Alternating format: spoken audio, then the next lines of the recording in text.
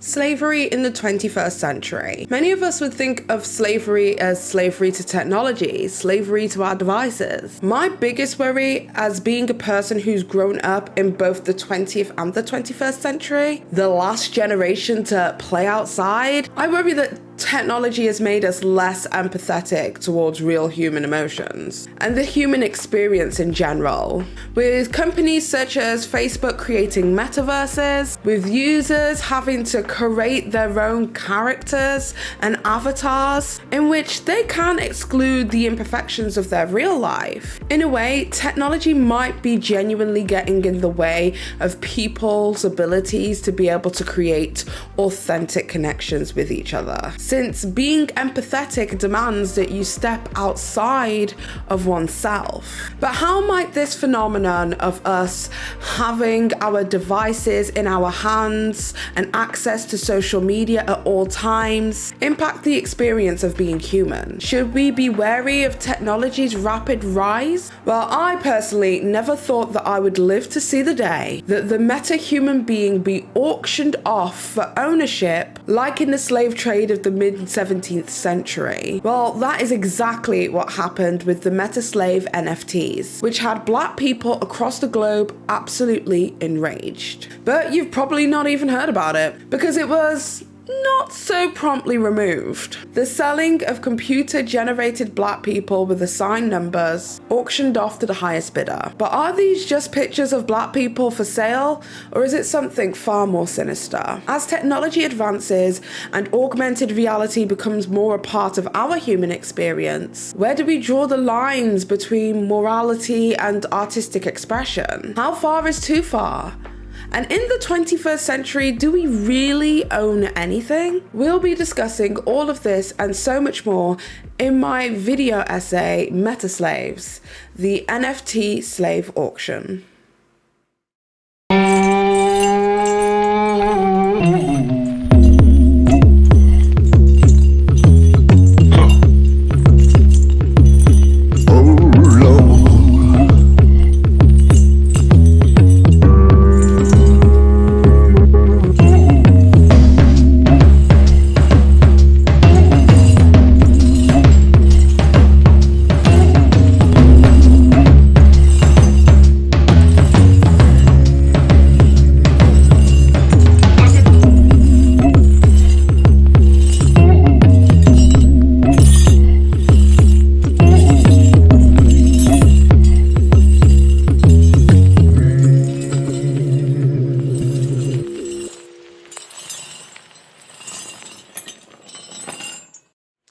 Hi guys, what is up? It is your girl, Paige Christie. I hope you guys are having a good day today. I thought that in the interim, whilst we were waiting for me to finish up the Surviving Tyra Banks video, that I would discuss something that I found extremely disturbing: Meta Slaves. Meta Slaves is an NFT project that has caused quite the controversy in the last 4/5 days. People have coined these NFTs the modern day slave auction, and in today's video I'll be discussing the whys and the hows. So don't worry if you have no idea what an NFT is. I'm going to be breaking all of that down to you in a way that you can understand. Trust me, you will not be lost here, because Lord knows I didn't know what an NFT was. Now at first I wasn't going to discuss this because of a tweet I saw basically regarding meta slaves, that NFTs rely on a value system, and that by me talking about it and giving it infamy, I could be creating more value in the slave auction system, and in turn making it more profitable for the individuals who have created this. However, the NFT hosting website OpenSea has since shut down this NFT project, so as far as I'm concerned, I'm pretty confident that I won't be contributing to any profitable gains or value in this NFT. Anyway, with that being said, let's get straight into the video.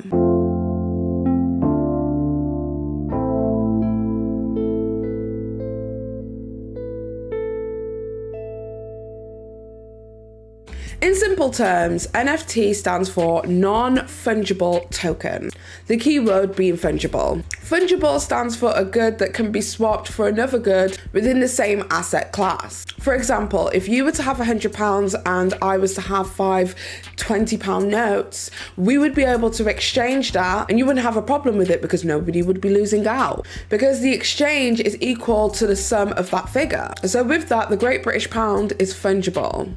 The US dollar is fungible. Even cryptocurrencies such as Dogecoin and Bitcoin are fungible. However, non-fungible describes a one-of-a-kind, unique good that can't be readily exchanged for another good within the same asset class. Also, non-fungible tokens are indivisible, as in they can't be divided into smaller denominations, like with my £100 versus £20 example. The way it was described to me was, we all know that the Mona Lisa resides in the Louvre Museum in Paris, France. Now, we might be able to take photographs of the Mona Lisa, but nobody has the real authenticated version of the Mona Lisa besides the Louvre Museum with certification. So that's kind of like with NFTs. They are one-of-a-kind digital goods that authenticates that an asset is genuine, unique, and an original entity. Okay, so to give you some more context, let's say you had a pair of badass Louboutin shoes,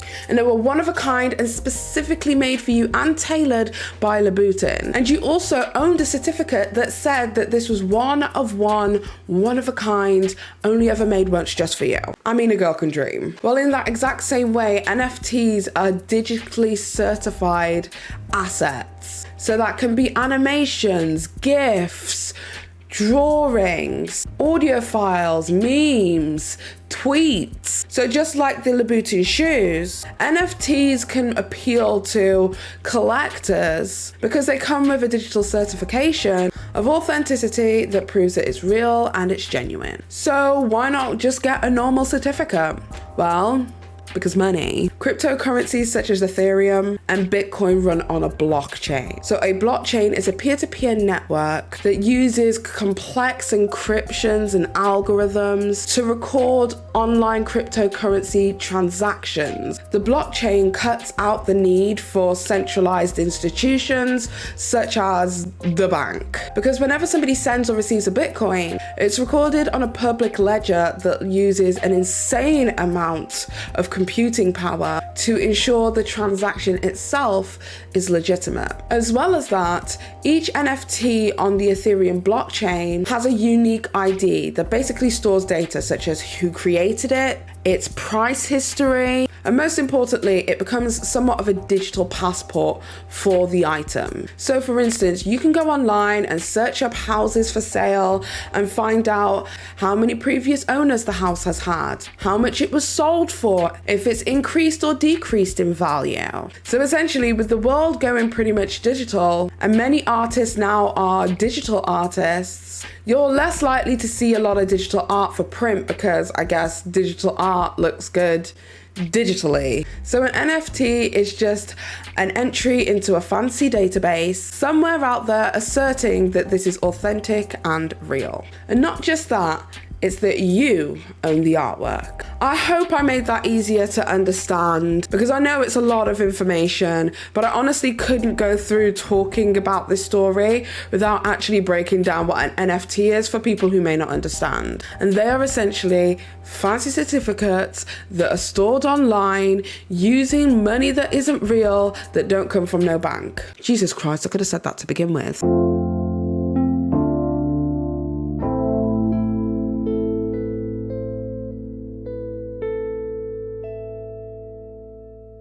Okay, so to understand the word meta slave, we first need to understand the word meta. Wikipedia refers to meta as a prefix meaning more comprehensive or transcending. It derives from a Greek word meaning after or beyond, and Urban Dictionary defines the colloquial use of this terminology as seeing something from a higher perspective instead of within the thing, somewhat like being self-aware. So for instance, I spent the past 5 years of my YouTube career talking about other content creators. That in turn became my content, thus in turn making me a content creator.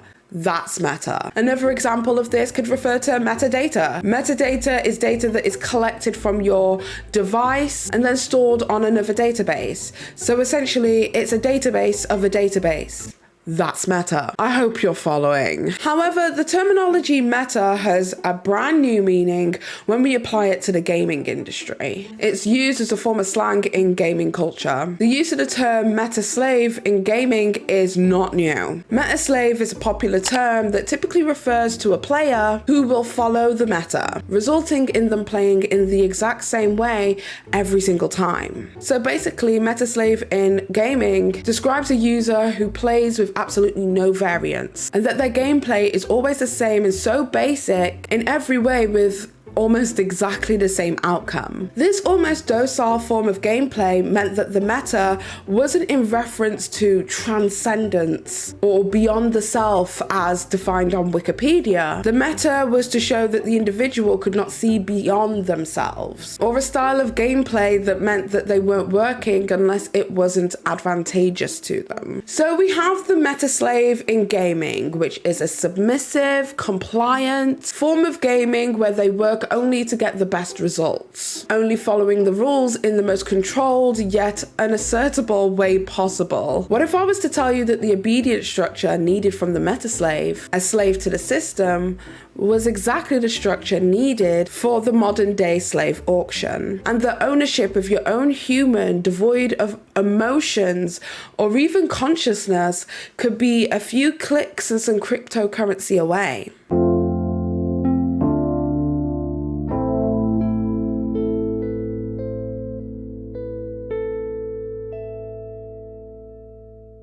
On the 25th of January 2022, META SLAVE NFT created their first project, META Slaves, computer-generated images of people of African descent. They opened their OpenSea project with the following tweet that read, "Hi there, we are glad to inform you that we have launched the first sales of the NFT META Slave. This project was inspired by Black Lives Matter and also in honor of George Floyd. The collection that has since been removed contained 1,865 NFTs, and that was a reference to the date that the Constitution was amended to abolish slavery. Every NFT was of a black person's face and was priced at approximately 0.01 Ethereum and simply named META Slave with an assigned number. Each slave's face was algorithmically generated, so these were not real human beings being depicted, but does it matter? Given public spotlight by a TikTok video that went viral that OpenSea did eventually respond to, many people felt as if this was the digital slave auction, reinforced by a tweet where they said, "In creating our project, we wanted to show that everyone is a slave to something, a slave to desires, to work, to money, etc." Now, you can say that this is a commemoration of George Floyd's death, but the symbolism surrounding what was posted by META Slaves was so much more deeper rooted into white supremacy, because they began listing their NFTs on Twitter and on Instagram with captions such as "hard work" with a smiling face emoji, "holding a carrot with a big hat," "smile through the pain," and "plunge" with the ocean emoji, as well as blood money and uncharted fate. Then, after much public backlash and scrutiny, they privated their page on the 31st of January 2022.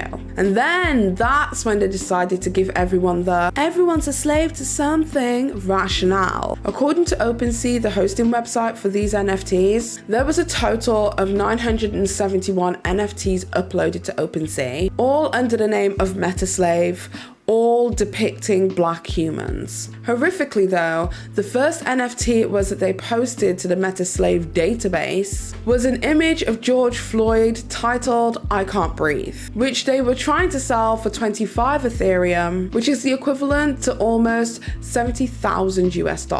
Slavery and enslavement are both the state and a condition of being a slave, someone who is forbidden to quit service to their enslaver, and who is treated by their enslaver as property. In the 19th century, slaves, they were pretty big money and sometimes used as like social status symbols to show how much money you really had. I would say pictures of black humans devoid of consciousness could also have that exact same merit. The value of NFTs are based on public interest in the NFT, kind of like how stocks can go up and down in the stock exchange. George Floyd and his significance to the Black Lives Matter movement, as well as black culture, makes him, and quote, a high-value Negro. There's a lot of stock in him because he has a lot of importance to our current socio-political climate. That's why they were able to charge almost $70,000 for his likeness. Ownership, according to Google, is the state or fact of exclusive rights and control over property, which may be in any asset, including but not limited to an object, some land, real estate, intellectual property,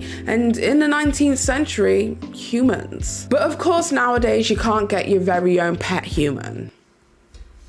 Unless you're Jeffree Star. So what would be the next best thing for a white supremacist? Oh, I don't know. Maybe a picture of a slave that can appreciate and value and become a part of a community and culture where there are other meta slave owners. But this, unfortunately, isn't the first time we're hearing about people buying and purchasing offensive NFTs.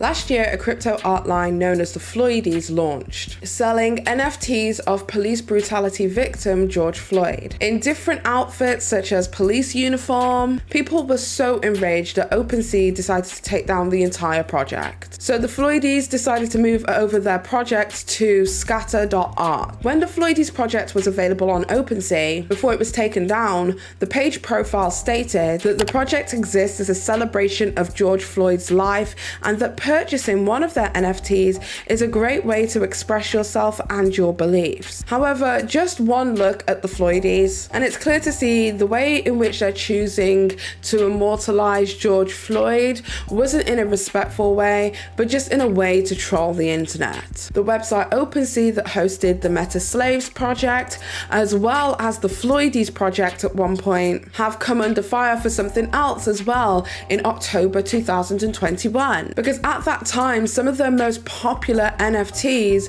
were depictions of Hitler, and some of these Hitler collections are available to this day. OpenSea says in its terms of service that it will host controversial NFTs in the name of openness, but many people feel as if the Hitler-themed NFTs go way beyond the scale of that generous designation. Beyond verified collections, there is a huge underbelly on OpenSea of Hitler-themed digital art. There are portraits of Hitler for sale, Hitler Pepes, and even entirely themed NFT projects, including one that's simply called Hitler. While OpenSea's terms of service says that it will host controversial content, they also say that inappropriate content will be removed after they carefully consider the situation and all of its details in light of their policies before deciding whether not to remove the NFTs. And that's whether they discover it or whether it's brought to their attention. So it's kind of clear to me that nobody's really quality controlling or checking the legitimacy of all of these NFTs that are going out for sale at this current moment on OpenSea. But my biggest telltale sign that these are just blatantly racist NFTs, beyond what the project owners are saying, beyond the actual racist depictions, part of the proceeds from some of these NFTs could have been going to, Black Lives Matter, or other non-profit organizations, or the family of the victim in the Floydies case. But none of this is present here. These projects weren't here to do anything but to help the original creators, despite them claiming for it to do exactly the opposite.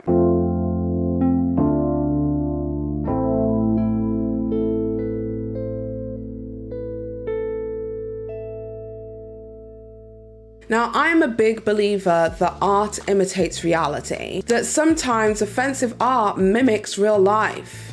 It's there to make us feel uncomfortable. It's supposed to. It's meant to make us feel something, to generate a real and raw emotion, and to make us question ourselves and how it is that we perceive the world around us. I feel like art could be an extremely important vessel to help us empathize with others on a real human level, to empathize with minority communities that we may not even know exist, or even know the plights of. Social media, to me, in a way, has made us desensitized to the real world. And anything that does generate a visceral reaction is condemned, shunned, and censored. However, for me, intent is everything. It always makes me think back to the late, great Alexander McQueen and his Highland R-Word exhibition in 1995. The show consisted of women scantily clad with their clothes ripped, exposing their breasts and their pubic region. At the time, in 1995, a lot of people felt as if McQueen was a misogynist, using his models in a disrespectful way to art,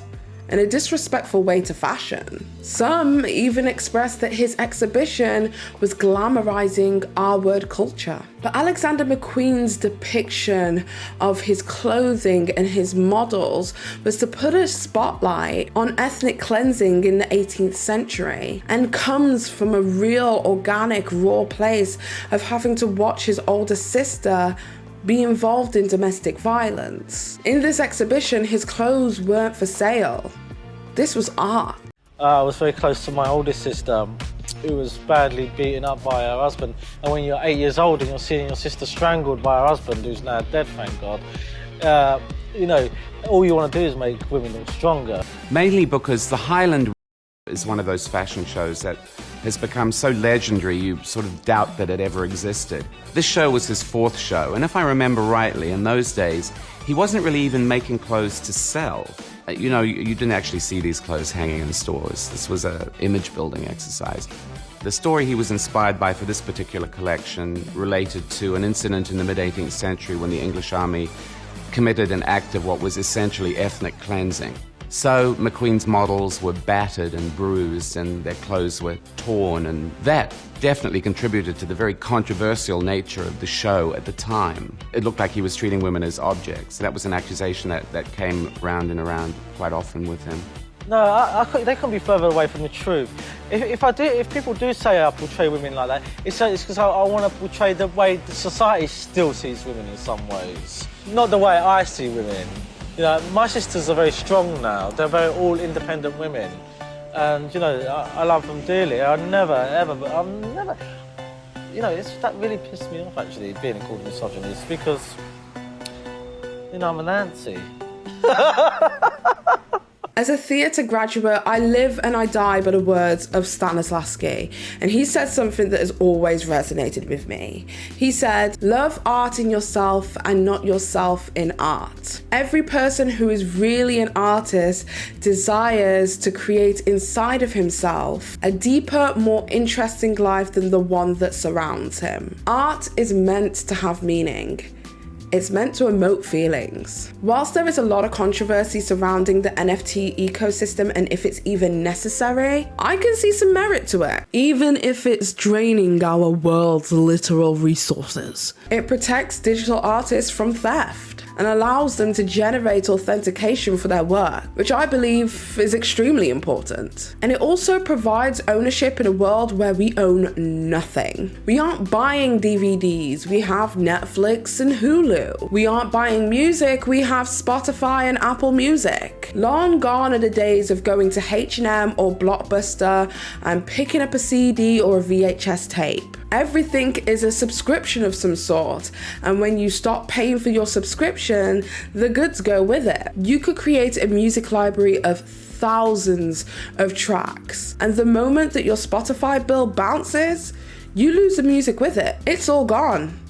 Until you can afford to pay your bill again. We aren't buying anything outright, we just simply aren't buying tangible goods. Projects such as Meta Slaves need the divisive energy and the juxtaposition of the world's socio-political state to thrive. That's why I didn't even want to talk about it, because I didn't want to give value to their META SLAVE NFT by talking about it. Stanislavski once said, "The truth in art is truth and consequences." So was this art?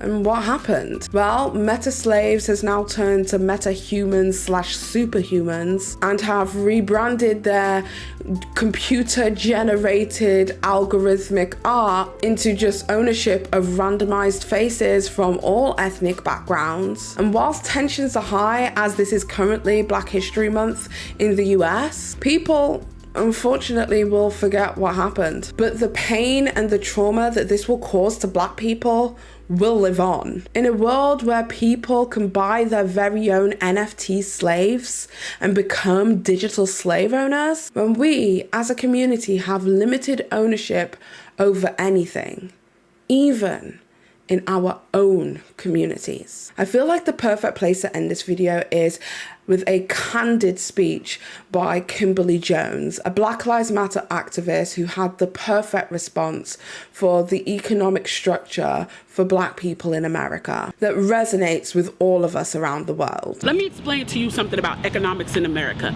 And I'm so glad that as a child, I got an opportunity to spend time at Push where they taught me this, is that we must never forget that economics was the reason that Black people were brought to this country.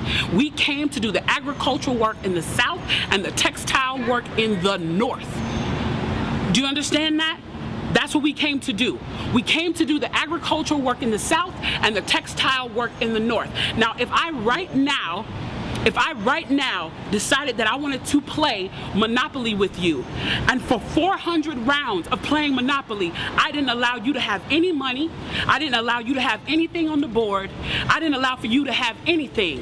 And then we played another 50 rounds of Monopoly, and everything that you gained and you earned while you were playing that round of Monopoly was taken from you. That was Tulsa, that was Rosewood. Those are places where we built Black economic wealth, where we were self-sufficient, where we owned our stores, where we owned our property, and they burned them to the ground.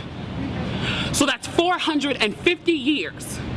So for 400 rounds of Monopoly, you don't get to play at all. Not only do you not get to play, you have to play on the behalf of the person that you're playing against.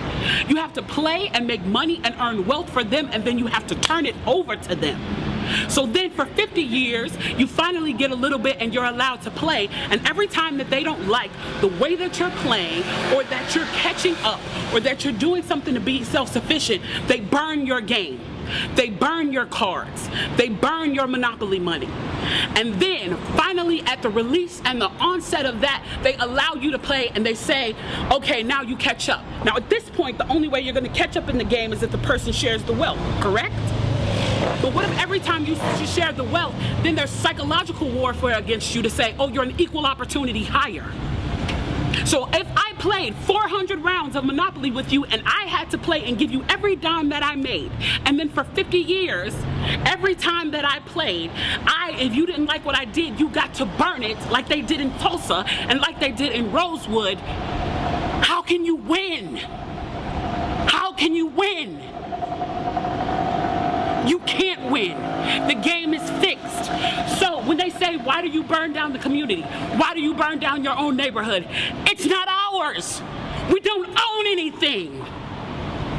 We don't own anything. Trevor Noah said it so beautifully last night. There's a social contract that we all have, that if you steal or if I steal, then the person who is the authority comes in and they fix the situation. But the person who fixes the situation is killing us. So the social contract is broken. And if the social contract is broken, why the f do I give a shit about burning the Football Hall of Fame, about burning the Target? You broke the contract when you killed us in the streets and didn't give a f. You broke the contract when for 400 years we played your game and built your wealth. You broke the contract when we built our wealth again on our own by our bootstraps in Tulsa, and you dropped bombs on us. When we built it in Rosewood and you came in and you slaughtered us. You broke the contract, so your Target, your Hall of Fame. As far as I'm concerned, they could burn this bitch to the ground.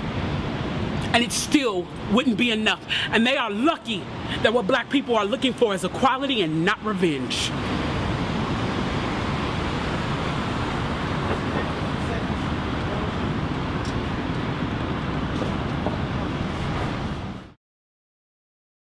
The economics of America was built off the backs of black slaves. And to use black people again in the form of NFTs to generate economic wealth whilst not pouring anything into our community is possibly one of the most disgusting things any human could do. This was and will never be the commemoration of George Floyd as the Meta Slaves and the Floydies projects would want you to believe. This is the commemoration of the violence towards black people, the desensitization to the brutality it is that we face, the injustice we face. So ask yourself, with projects like this being able to exist to dehumanize the black experience, the black existence, ask yourself, have we ever truly been freed?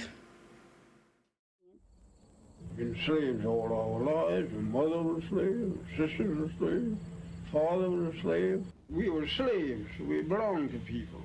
They sell us like they sell horses and cows and hogs and all like that. Have an auction bench and put you up on the bench and bid on you, the same as bidding on cattle, you know. Tell you the truth, when I think of it today, I don't know how I'm living.